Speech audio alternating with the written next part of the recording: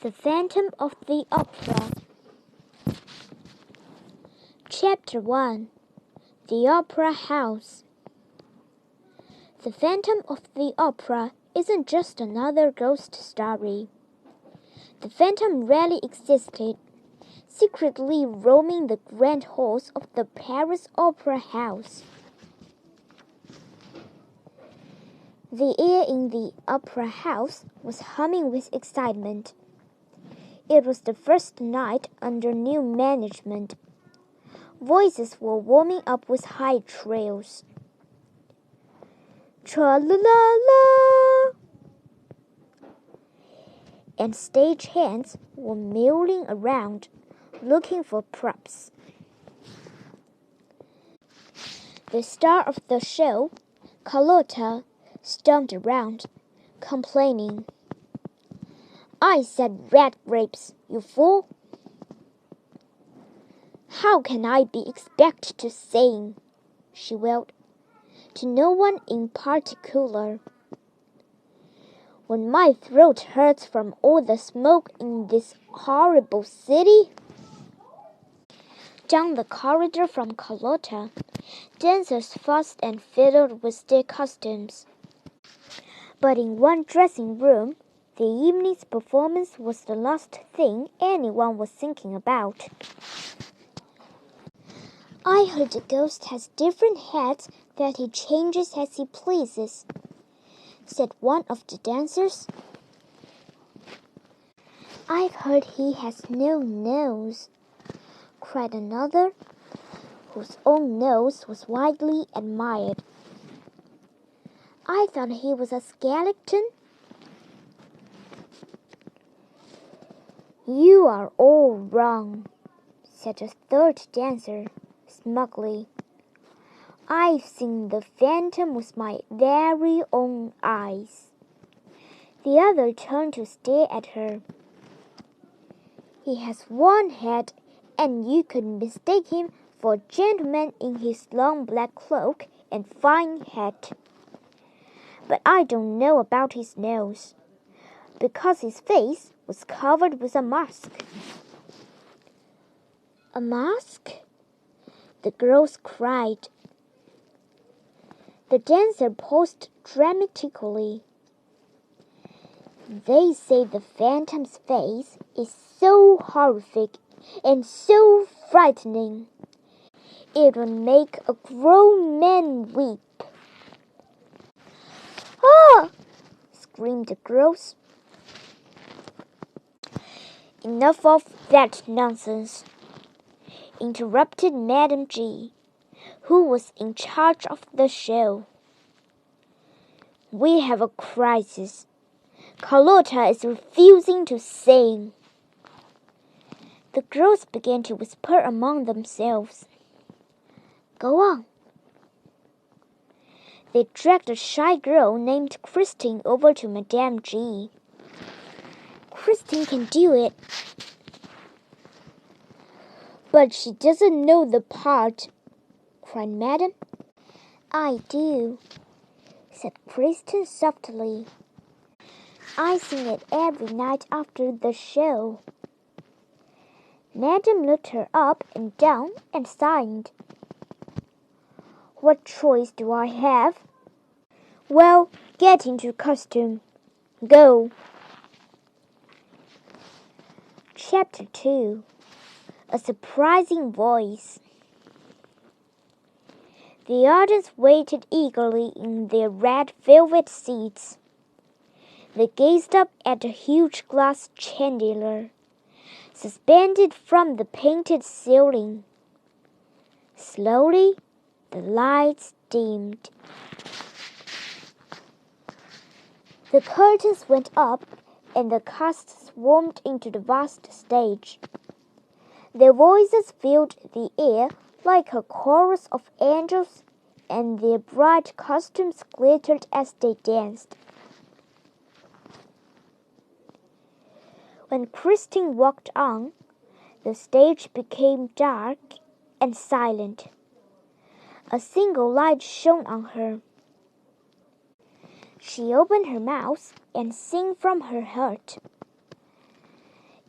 It was the sweetest, most beautiful sound. When she finished, there was a silence for a moment before loud applause erupted. The noise ran dazingly in Kristen's ears, and she fainted. The others watched in silence as Kristen's limp body was picked up and carried off stage. She was placed in a chair in her dressing room. Madame G thrust smelling salts under her nose, and she blinked open her eyes. What happened? My dear, you are magnificent, said Madame G, fanning her with a handkerchief. And you have a visitor. He's a count, she whispered excitedly before rushing out. A handsome young man came into the room. Mademoiselle, he said, tipping his hat. Count, do you excuse me? Kristen said, trying to stand up.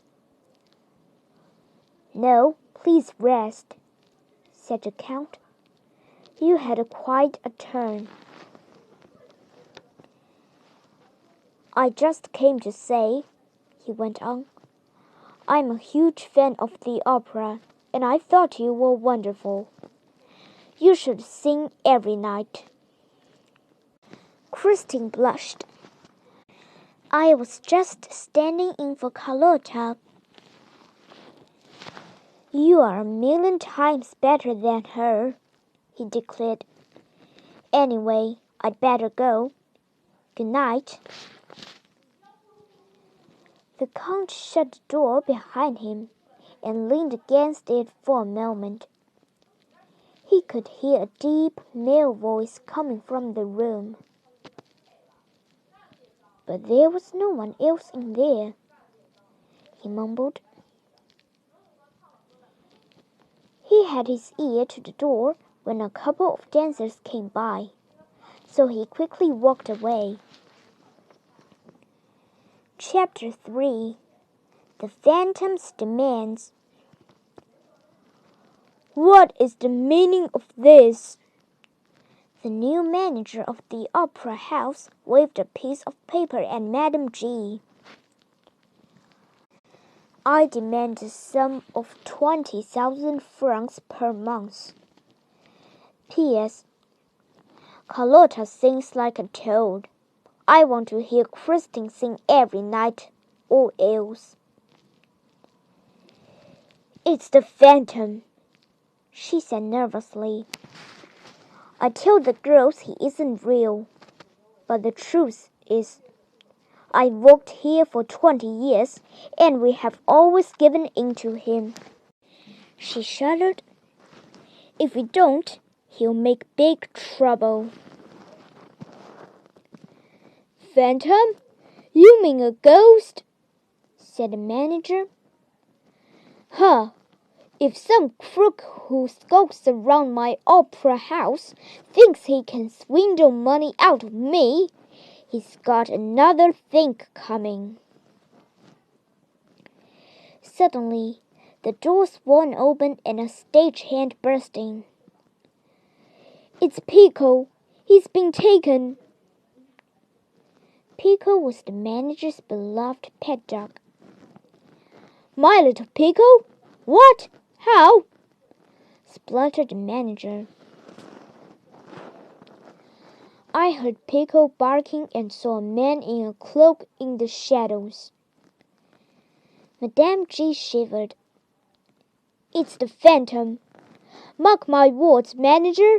Pay up quickly or something dreadful will happen. The Phantom of the Opera. Chapter 4. The Angel of Music. The Count was hovering by Kristen's dressing room. He had heard about the Phantom and was worried about her, especially after hearing the strange voice in her room the week before. "Count!" Christine almost walked into him as she came out. She looked around nervously and blocked his view into her room. "Can I help you?" she asked, with a bright smile. "I just wanted to make sure you were all right after fainting last week." He paused as he heard the same deep voice coming from her room. "Who's that?" "Oh, no one," Christine trilled. "I'm fine, thank you, but I must dash." And she shut the door in his face. The Count was more puzzled than ever, so he hid behind some costumes and decided to wait. After a few minutes, Christine came out dressed in a hooded cloak. She rushed down the corridor and out of the opera house. The Count followed her along dark, lamplit streets until they reached a small, gloomy graveyard. The moonlight cast creepy shadows on the ancient stone graves. The Count watched as Christine knelt by a grave. The church bells began to chime midnight. Sad violin music floated on the air. Christine swayed and sang along to the music as if in a trance. The Count was captivated until he felt a hand on his shoulder that chilled him to the bone. He looked into a pair of blood-red eyes and let out a scream. "Ah, the eyes! So red!" The Count spluttered. As he spoke, the figure vanished. "Count? What eyes? What are you talking about?" asked Christine, running over to him. "And the violin? Did you hear the violin?" said the Count, dazed. Christine looked afraid. "Yes, I did," she admitted. "But I don't know who's playing. I come here to sing at my father's grave. Before he died, he told me an angel of music would visit me."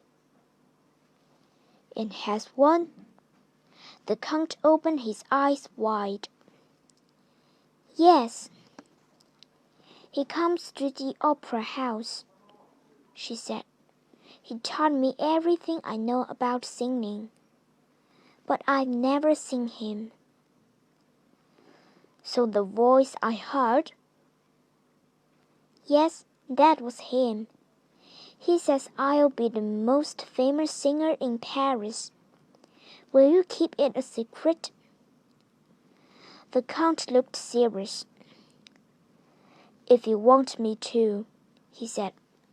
"Now let me walk you back. It's late." Chapter 5. An Unforgettable Performance. The next morning was bright and sunny. Carlotta was lying in bed, eating chocolate truffles, when her maid came in with a letter. "What's this?" Carlotta demanded, her mouth full of chocolate. "If you appear on stage tonight, you must be prepared for misfortune worse than death." "It's a threat. Someone is telling me not to sing. How dare they? Get my things. I'm going straight to the manager." In less than an hour, Carlotta was in the manager's office. "Monsieur," she shrieked as she leapt down the ladder. He read it quickly and went pale. "It's the phantom," he muttered. "Phantom?" Carlotta's ears pricked up. "I'm not afraid of a ghost. I will sing tonight." That night, the whole cast felt uneasy, but Carlotta wasn't in the least worried. "Phantom? Pah!" she declared. She fluffed up her costume and marched on stage. Carlotta lifted up her arms and opened her mouth wide, but all that came out was a loud, harsh "Croak, croak, croak!" The audience gasped. Carlotta continued to croak like a toad, and the audience began to laugh. The manager, who was looking on in disbelief, heard a chilling voice in his ear. "Carlotta sings tonight to bring the house down." "I beg your pardon?" The manager spun around, but the figure behind him had gone. At that moment, a deafening crack shook the hall. Everyone looked up. The glass chandelier, which sparkled above the audience, was coming loose. Plaster fell from the ceiling in great chunks, and the huge light swung dangerously. The audience began to scream and run from their seats. The singers on stage watched, horrified. With an almighty crash, the chandelier fell, narrowly missing Carlotta. Then all of the lights went out and a terrifying ghoulish laugh echoed around the opera house.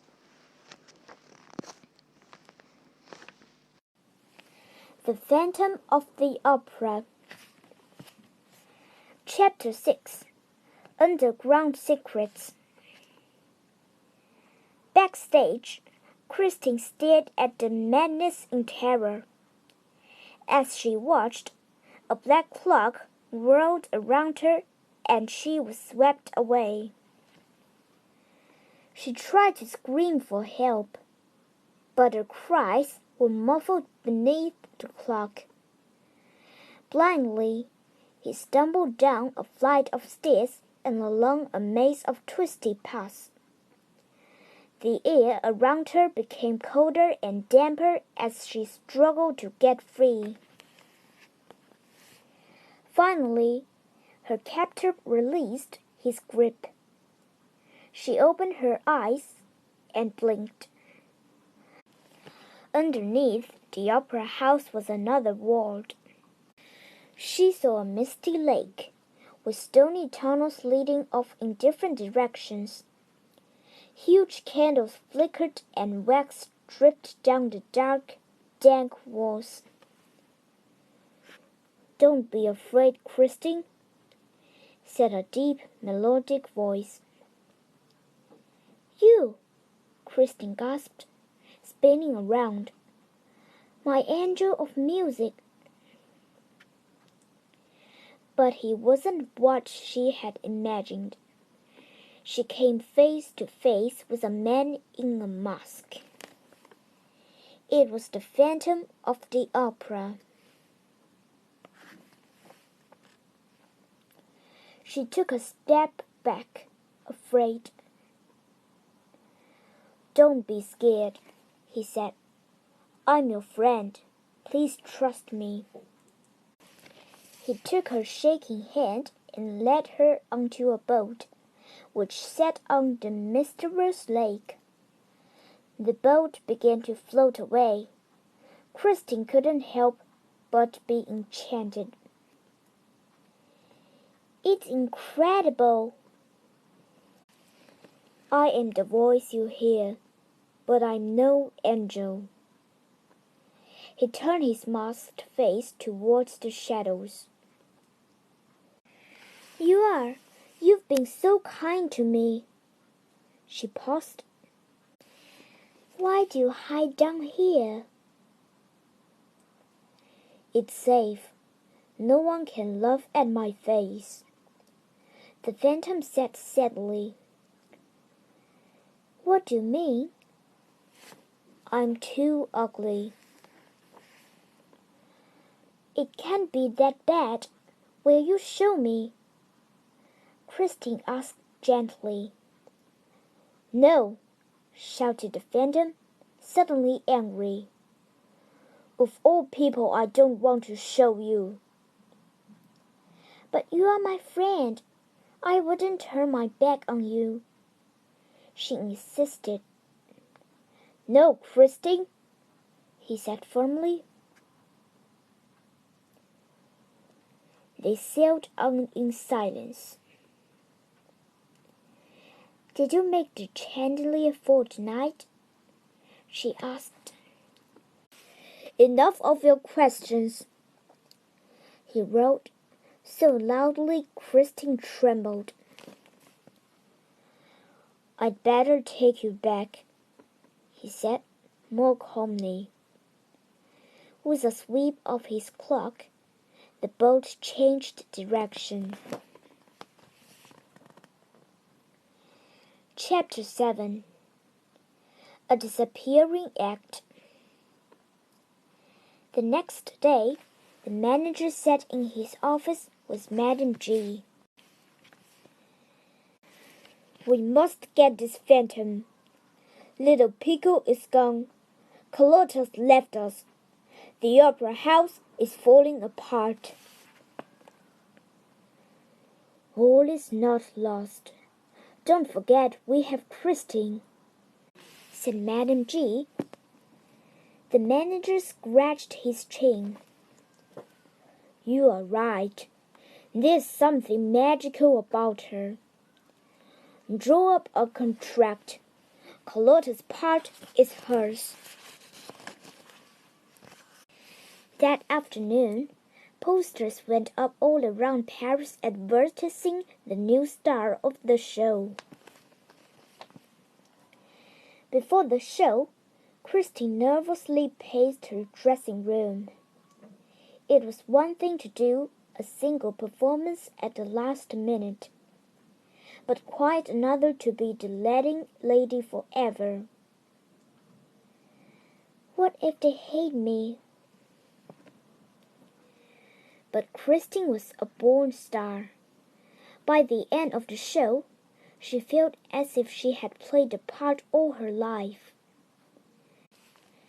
The show was almost over when the orchestra abruptly stopped playing. The chorus stopped singing and the dancers stopped dancing. The audience shifted uncomfortably in their seats. What's going on? Even the temperature seemed to drop. The only person who didn't stop was Christine. She continued to sing. With a crackle, the lights flashed and the stage went dark. Christine let out a scream that sent shivers down everyone's spine. The lights flared back on, lighting the stage. A trapdoor was open and Christine had vanished. Christine! Shouted the Count from his seat in the front row. Is this part of the show? Where did she go? The phantom must have taken her, he yelled. Through that trapdoor. Follow me. The manager and Madam G jumped up from their seats and ran after the Count. Chapter 8 The Phantom's Lair. The three of them disappeared under the opera house into the Phantom's secret world. They ran down the twisting tunnels until they reached the lake. There she is! The Count pointed to Christine, who was in the boat with the Phantom. Mist floated around them. Give her back, you beast! I love her! No, snarled the Phantom. She is mine now. Keep away. It's for the best, Count, Christine sobbed. The Phantom turned to Christine. I only wanted to be happy, with a wife and a family. But you can, Christine insisted. Who could love me? He growled. Let her go, shouted the Count. Don't worry, Christine. I'm coming over. He began to wade into the lake. Get back, warned the Phantom. He flicked his cloak, and the water round the boat blazed into flame. No, screamed Christine. Leave him alone, and I'll stay with you.